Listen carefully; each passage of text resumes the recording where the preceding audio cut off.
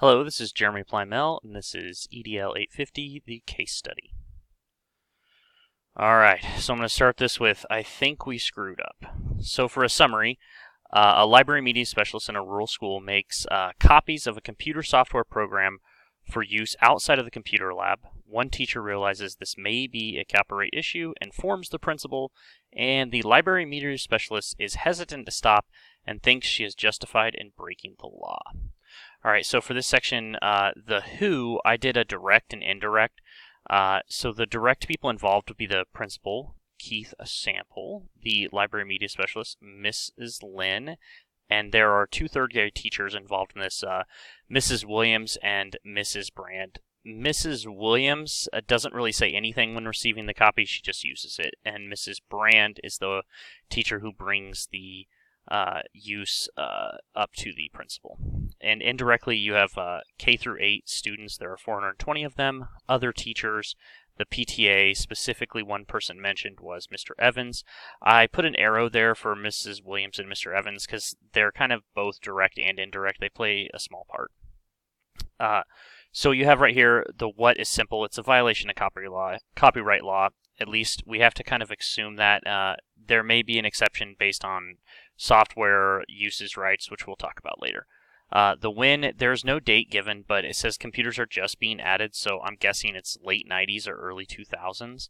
And then the where is a rural small town of St. Regis. So for this section, there's the legal and ethical issues. On the legal side, probably the biggest legal issue is a possible violation of copyright law.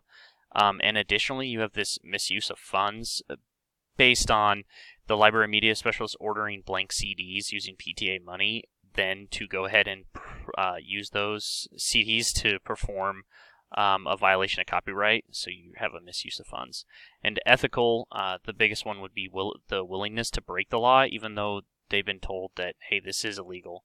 And additionally, the attitude of, this is how we've always done it. That's a pretty big ethical flaw. And both these things we're going to look at. No one was hurt, but following the rules could lead to students having, but not following the rules could actually lead to students having more access in this case. All right, so the bottom line, this case is really about willfully ignoring copyright laws on the basis of we won't get caught. Just the facts, please. So for the people involved, we have Mrs. Brand, and she knows or she believes they're violating copyright law. Mr. Sample, the principal, is now aware of the problem, and Mrs. Lynn, the library media specialist, is unconcerned by them breaking the law. The PTA pays for the software, and Mr. Evan knows the discs are being copied. I don't know if Mr. Evan knows that copyright laws are being violated, though. The place, St. Regis, is a rural community. This next one, it's kind of a fact, but it's hard. It's easy to see from the evidence presented that the town seems to be very tight-knit. The school serves 420 students, K through 8. The program teachers directly involved are for the 3rd grade, but additional teachers are receiving software as well. The library media specialist is also in charge of the computer room, and no mention of whether it's a public or a private school. So when we think about it, we have the possible damages. The worst case, the school is sued for copyright infringement and loses money. People may be fired as a result of the lawsuit, probably the principal and the library media specialist for sure. And also, there's a danger of spreading the attitude of ignoring copyright laws to students and other faculty members. This one is actually pretty big because if the students see that the teachers are doing this, then they see it as okay, and we can just copy DVDs and whatever else we want to copy. So for this next section, I did the stakeholders, and I did the PTA, the students, the teachers, and the community. And beside them, I have symbols representing are they informed. So for the PTA, I put kind of like, they're sort of informed. One PTA member probably knows what's going on, but the other PTA members may not know that their funds are being used this way. The students, it doesn't seem that any students are evident, or at least none of them are explicitly know that copyright laws are being violated right now, and the teachers, I have to figure that at least a few teachers know that some of these discs that they're getting are not the original source and that they've been copied. And then the community, I see no reason why the community knows at this point. And the other questions, like I brought up earlier, is did we actually violate copyright laws? And in order to find that out, you'd have to read the software acceptable terms of use.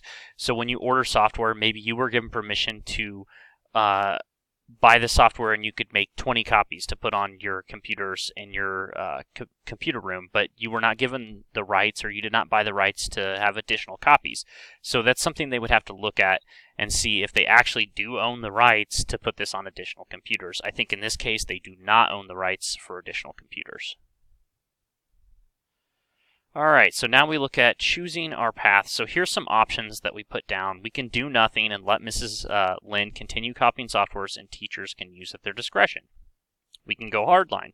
We can order Mrs. Lynn to stop and destroy all illegal copies of the software. Some middle outcomes would be order Miss Lynn to make no additional copies, but keep all the ones you've already implemented. Or inform PTA of the situation and ask for additional money to buy software legitimately. That one seemed, well, we'll go on to that later. The dangerous one would be to tell Mrs. Brand, the teacher who brought up the situation, to ignore it and have Mrs. Lynn continue to make more software. Alright, lots of pros and cons here. So for the two big plans, we have the do nothing plan, which pros are it's easy and nothing has to be done. Short term, the students have more access, and short term, it saves money. Now for cons, you have it's illegal, and if you get caught, it could cost you a lot of money. And also, this is, like we talked about before, you're complicit in a behavior, and that behavior could be spreading, and you could also alienate some teachers. For the hardline stance, it sets a good standard, but you could open yourself up for massive legal action. And I left this other pro in here, I left it blank, but it was just to highlight the fact that there's not an equal number of pros in this case, but some of the pros and cons are going to weigh heavily one way or another.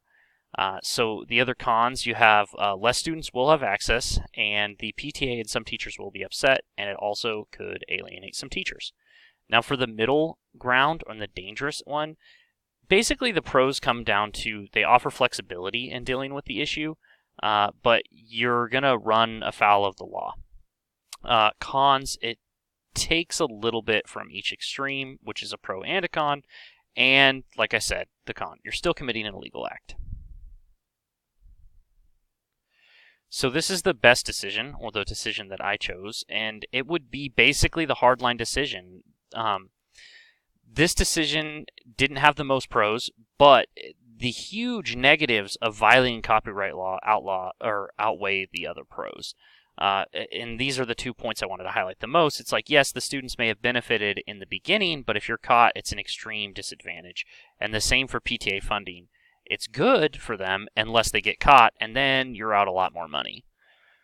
So this is kind of how I would go about it. First, I would order Mrs. Lynn to stop making copies and destroy and delete all the illegal ones. Then I would inform the PTA, parents, students of the situation, and Miss Lynn would then need to read through all the software terms of use and verify we are in compliance. Additionally, I would point her towards locations where we could receive grants or funding to buy additional software.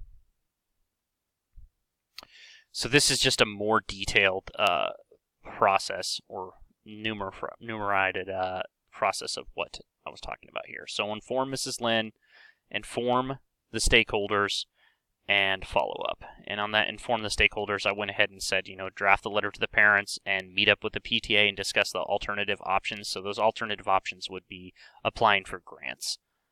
And then additionally, after doing this, Mrs. Lynn, with the amount of pushback that she gave you at the beginning, or gave the principal at the beginning, I would follow up with her and just make sure that she did go ahead and delete the software and is no longer copying anymore. And then you also want to make sure that the teachers pass that along to the students and that the parents were informed. So I put down as the likely outcome, I see that the software would deleted, but some stakeholders would not like the way the situation was handled, And for those, I would want to meet with those individuals in detail and discuss copyright violation, including examples and punishments, because most likely they just see it as it's not really a reason no one ever gets caught. But if you can show them tangible proof that yes, people do get caught and these are the consequences for violating the actions, I don't think they would be as willing to commit these acts. All right, so what's next? If the illegal software is not deleted, well, then identify where the source is and watch it being deleted. So if you find a computer that it's not deleted on, well, call in the library media specialist and watch her delete it. If you see additional copies continue being made, I think you have to take more actions against Mrs. Lynn, maybe a formal reprimand and possibly termination if she continues to do that and it's not, and you've told her this is not an appropriate action. So what I put here next was like important steps. Find your allies. There's always going to be people on your side. You may have to search out for them, but it'll help make it easier to get the job done.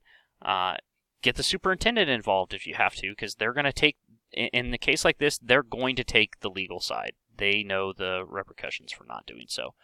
And also, you can call around and find out what other districts do, because you're not alone in this. There's other districts that are going to be dealing with problems like this. All right, so closing time. So the key takeaways. Distance/likelihood of getting caught shouldn't factor into the decision to violate copyright laws. We saw this in the beginning of the case study that the library and media specialist basically made it seem like, well, there's no way we're going to get caught because we're a really small town and we're not very close to anything big. But that's not true at all in terms of whether or not you're going to get caught, or really in whether or not it's illegal. The attitude of this is how we always do it can lead to trouble. So when Mrs. Brand told the library media specialist that, you know, this is not how we do it at our school, they were really big into copyright, the library media specialist basically just said, you know, I don't care, this is how we do it here, which is not the right answer. And then the number 3 thing would be to verify and maintain you have an open dialogue with colleagues. So the issue was actually brought to the principal's attention because a teacher was willing to come forward and say, hey, this is not right, and I've noticed that we're having this issue. And if you don't have an open dialogue, you may not even be aware of a problem that's happening, and that could be a pretty big issue. All right, thank you very much.